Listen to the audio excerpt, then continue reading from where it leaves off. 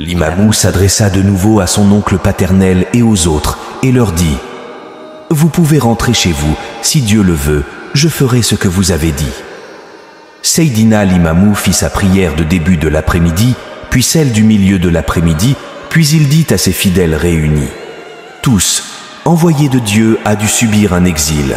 Je vous demande de vous disperser, provisoirement. » Il conseilla ensuite à ses épouses d'aller séjourner ailleurs, auprès de leurs parents.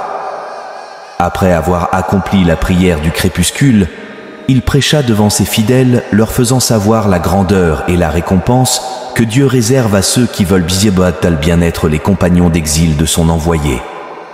Bien avant ce jour, l'imamou leur répétait souvent la formule « 3 ans, 3 jours, 3 mois ». Mais il ne leur avait jamais donné la signification. Les 3 ans, c'étaient les 3 années écoulées entre le début de l'appel de l'imamou et le moment où les Français se dressèrent contre lui, ce qui l'emmena à leur donner l'exil.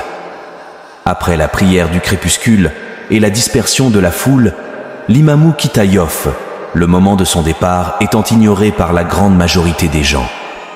Quand les fidèles s'aperçurent trop qu'il était parti, accompagné de quelques-uns de ses plus proches disciples, ils se mirent à sa recherche, se dirigeant partout où ils espèrent pouvoir le trouver.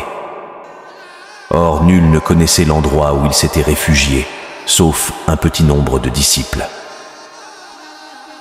Le grand maître l'imamou a dit que lorsqu'il arriva avec ses compagnons à l'endroit appelé Malika, endroit sablonneux parsemé de dunes, et qu'il eut l'intention de continuer son chemin, Dieu lui mit 2 entraves aux pieds, de sorte qu'il ne put pas marcher.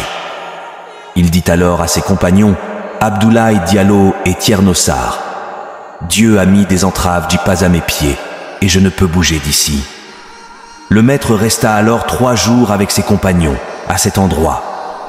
Pendant ce temps, ses fidèles étaient plongés dans une profonde affliction. On les persécutait et on essayait de les effrayer parce qu'ils ne voyaient plus l'imamou,